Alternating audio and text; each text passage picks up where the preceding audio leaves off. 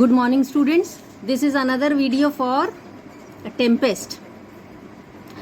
Now today I will start from Act 1 Scene 2. In my previous video we have already finished Scene 1. Scene 1 was easy and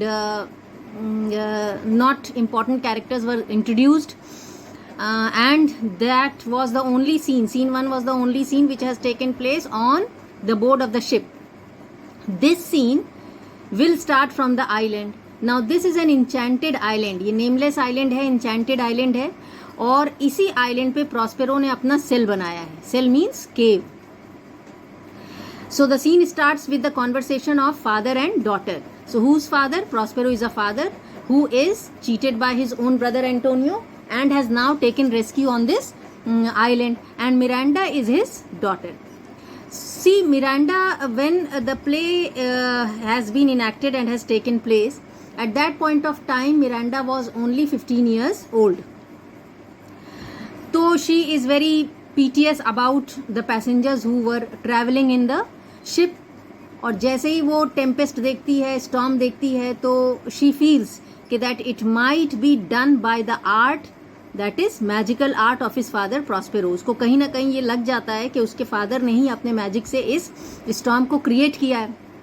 तो वो request करती है अपने father से, if by your art, art means magic, my dearest father, you have put the wild waters into this roar, allay them, allay means calm them.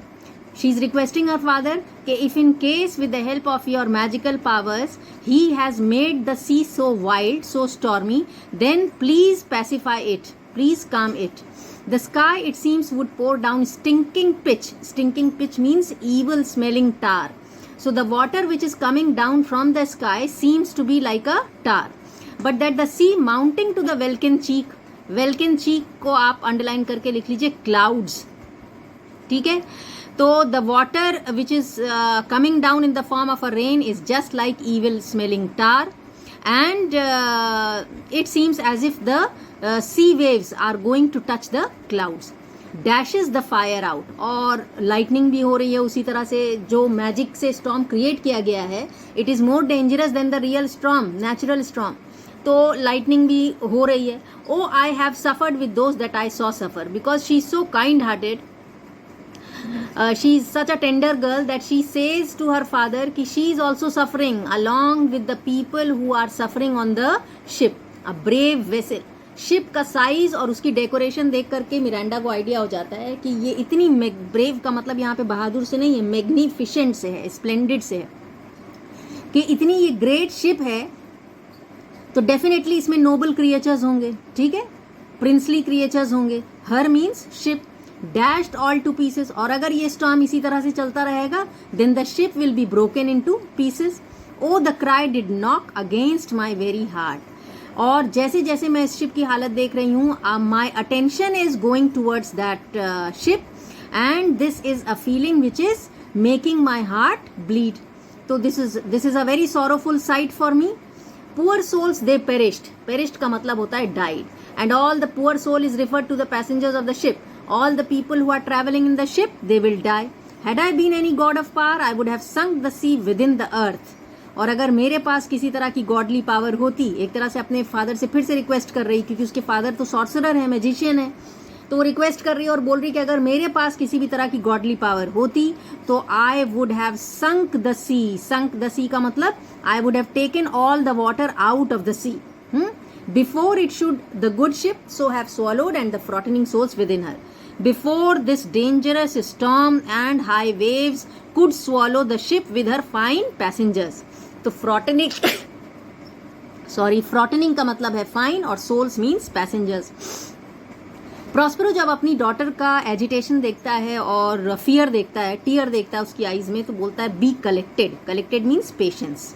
Have patience, no more amazement, don't get surprised, tell your piteous heart there is no harm done.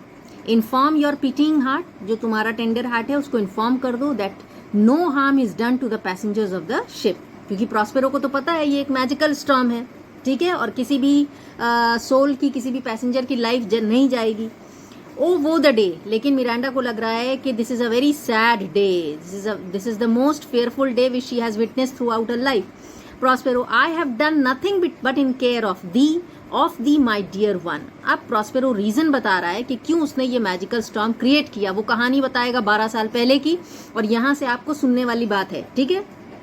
Prospero ने बोला है कि ये जो कुछ भी मैं कर रहा हूँ, this is done only for you, ठीक है, for your sake, who art ignorant of what thou art, not knowing of whence I am, nor that I am more better than Prospero, master of a poor cell.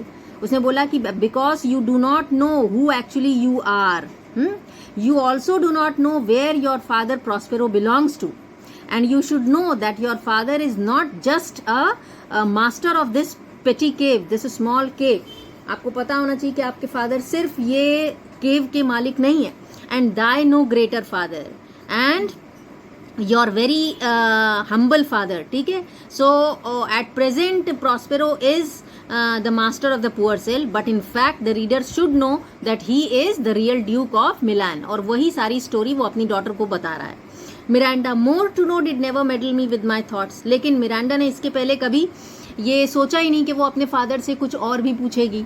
तो उसने बोला कि I never thought of disturbing you and knowing more about the past, tis time I should inform thee further. लेकिन Prospero को लगता है कि अब टाइम आ गया है और उसको अपनी डॉटर को सारी बात बतानी चाहिए, पास्ट में जो भी इनजस्टिस उसके और उसकी डॉटर के साथ हुआ है। Lend thy hand and pluck my magic garment from me. और उसने बोला कि take out my magical cloak from my body. तो प्रॉस्पेरो जब भी मैजिक करता था एक बहुत बड़ा सा गाउन पहनता था जो मैजिकल गाउन होता था, और उसने अपनी डॉटर को बोला कि ये गाउन उतारो। फिर वो अपना रोब उतार करके रख देता है और लाई देयर माई आर्ट, जहाँ जहाँ पे आर्ट वर्ड प्रॉस्पेरो ने यूज किया है वो मैजिक से रिलेटेड है, ठीक है। तो magical clothes, wipe thou thy eyes have comfort. और उसने अपनी डॉटर को कंफर्ट दिया और बोला कि don't weep, clean your eyes and have comfort. The direful spectacle, spectacle का मतलब सीन और डायरफुल का मतलब ड्रेडफुल, रैक का मतलब शिपरेक और टच्ड का मतलब moved, the very virtue of compassion in thee. तो जिस ड्रेडफुल सीन को यानी कि शिपरेक को देख करके योर हार्ट इज मूव्ड, ठीक है, and the quality of compassion is developed in you, दया की भावना आपके अंदर आ गई है। I have very such provision in my art so safely ordered, this whole thing is done by my magic and it is done in a very safe order. I have commanded my spirit to carry out this storm in a very safe order. तो Prospero ने ये राज खोला कि ये magical storm उसी ने create किया था और उसने अपने स्पिरिट को ऑर्डर दिया था, कमांड दिया था कि बहुत ही सेफली इसको एग्जीक्यूट करना। That there is no soul, no not much perdition as an hair betide to any creature in the vessel. Perdition का मतलब लॉस, तो बीटेड का मतलब हैपन। और मेरे इंस्ट्रक्शन के हिसाब से किसी भी पैसेंजर को बाल के बराबर भी नुकसान, लॉस नहीं हुआ होगा जो कि शिप पे प्रेजेंट है। Which thou heardest cry, which thou sawest sing, sit down. तो if you are watching people falling down and people crying, ठीक है, तो this is not reality, Miranda. You have often begun to tell me of what I am, but stopped and left me to a bootless inquisition. Bootless inquisition means useless question. तो Miranda ने अपने father से बोला कि मैंने कई बार आपसे story पूछनी चाहिए पुरानी, लेकिन आपने मुझे यूजलेस क्वेश्चन बोल करके रोक दिया। और क्या बोला? Stay not yet, wait, the time has not come for me to tell you. Prospero, the hours now come. अब प्रॉस्पेरो बोलता है कि now the time has come, the very minute bids thee open the ear, now you should open your ear, pay attention, obey and be attentive. Canst thou remember a time before we came unto this cell? तो story बताने के पहले Prospero ने एक question पूछा। वो question बहुत important है, इसका आंसर भी बहुत इंपॉर्टेंट है, आप ध्यान से सुनिएगा। उसने क्वेश्चन पूछा कि इस आइलैंड पे, इस सेल में रहने से पहले, आने के पहले का कुछ आपको याद है? I do not think you can, for then thou was only 3 years old। लेकिन प्रॉस्पेरो ये क्वेश्चन पूछने के बाद खुद ही से बोल देता है कि मुझे पता है, मुझे यकीन है कि you must not be remembering anything because at that point of time you were only 3 years old। ठीक है, तो मिरांडा को प्रॉस्पेरो लेकर के जब इस आइलैंड पे आया रेस्क्यू करने के लिए, रहने के लिए, तो what was the age of Miranda? Only 3 years। Certainly sir I can, लेकिन अनफॉर्चुनेटली मिरांडा को कुछ बात याद है, ठीक है, एक पॉइंट याद है, हालांकि वो 3 साल की थी। उसने क्या बोला? तो प्रॉस्पेरो ने बोला बाय व्हाट, क्या कोई घर याद है, या कोई पर्सन याद है, या कोई इमेज याद है, या किसी भी तरह की मेमोरी आपको याद है? मिरांडा ने बोला, tis far off and rather like a dream than an assurance that my remembrance warrants had I not 4 or 5 women once that tended me. Tended means scared, warrant means assured. तो Miranda बोल रही है कि ये dream की ही तरह, लेकिन मेरे माइंड में सर्टेन है that I was taken care by 3 or 4 or 5 women. तो जब प्रिंसेस होती हैं, चाहे वो बहुत छोटी हों, तो जेंटल विमेन होती ना, जिनको मेड्स बोलते हैं, तो वो लेडी सर्वेंट्स, तो वो केयर करती। तो मिरांडा को ये बात याद थी कि there were 4 or 5 women who used to take care of them. Miranda, tis far off and rather like a dream than an assurance that my remembrance warrants. तो ये जब ये बात बता देती है, तो इस क्वेश्चन का आंसर है कि do you remember anything? So what is remembered by Miranda? That 4 or 5 women used to take care of her. Thou hadst and more, Miranda, but how is it that this lives in thy mind? Prospero shocked है कि हाँ, जब वो 3 साल की थी तो 4-5 क्या और भी ढेर सारी विमेन थी जो उसकी केयर करती थी, लेकिन कैसे सिर्फ यही बात मिरांडा के माइंड में रह गई. What seest thou else? और तुम्हें क्या याद है? ठीक है, तो उसने पूछा कि प्रॉस्पेरो ने, डार्क बैकवर्ड, डिम पास्ट में या पैसेज ऑफ टाइम में, is there anything which you remember? How you came here, you should remember. और कैसे इस आइलैंड पे आए और कैसे हमने आकर के यहाँ पे अपनी लाइफ बचाई, क्या इसमें से कोई बात याद है? मिरांडा ने बिल्कुल रिफ्यूज कर दिया, no. So only 1 point is remembered by Miranda and that is that 4 or 5 women used to take care of her. 12 years since, देखिए ये आप याद रखिएगा कि 12 साल पहले की कहानी है. Thy father was the duke of Milan. Thy father कौन हो गया? Prospero himself, who is the speaker. तो प्रॉस्पेरो ने बताना शुरू किया कि 12 साल पहले प्रॉस्पेरो जो था वो खुद रियल ड्यूक ऑफ मिलान था और एक पावरफुल ड्यूक था. Sir, are you not my father? तो मिरांडा तो डर गई, क्योंकि प्रॉस्पेरो को तो उसने जब से देखा एक पुअर सेल का, एक पुअर आइलैंड का ओनर देखा है. Thy mother was a piece of virtue and she said thou was my daughter, and your father was a duke of Milan and is only here a princess. Prospero ने उसको पूरी story बताई कि आपकी जो mother थी, she was a very pure and virtuous woman and she has given birth to you. You are my only daughter and I am your father, Prospero, who was the Duke of Milan, and you are my only heir. Heir का मतलब आप समझे? उत्तराधिकारी. तो Miranda जो है वो Prospero की अकेली उत्तराधिकारी है जो कि नोबल बर्थ को बिलोंग करती है. नो वर्स इशूड का मतलब कि no lesser birth belongs to noble birth. O the heavens what foul play had we that we came from thence or blessed was it we did. तो Miranda question put up करती, तो फिर ये God ने कैसा फोल play खेला है और कौन इसके पीछे था जिसने ये कॉन्स्पिरेसी करी कि हमको यहाँ पे आना पड़ा, इस आइलैंड पे आना पड़ा. और क्या इस आइलैंड पे आने के पीछे गॉड की ब्लेसिंग थी या फिर किसी की कॉन्स्पिरेसी थी? प्रॉस्पेरो ने बोला बोथ. बोथ का मतलब क्या? कि it was blessing also and अ फोल प्ले ऑल्सो, कि किसी की कॉन्स्पिरेसी भी थी लेकिन गॉड की ब्लेसिंग भी रही कि हम इस आइलैंड पे आकर के अपनी लाइफ को बचा पाए. By foul play as thou sayest were we heaved thence. Foul play क्या हुआ कि ऐसा कॉन्स्पिरेसी हुई हमारे अगेंस्ट कि we were heaved means removed, we were removed from our palace, but blessedly holp hither. Blessedly means fortunately, लेकिन God की blessings हमारे ऊपर थी because of which we could come on this island and help each other to live on this island. Miranda, O my heart bleeds to think, और the teen का मतलब यहाँ पे ट्रबल है, that I have been turned to you which is form from my remembrance.